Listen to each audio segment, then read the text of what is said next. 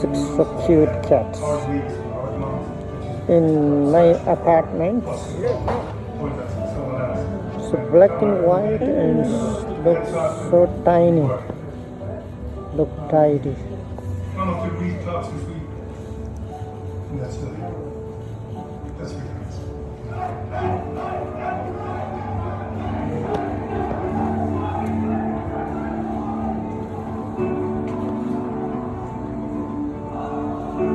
I look at our supporters, I see black people, I see white, I see people from all over the world.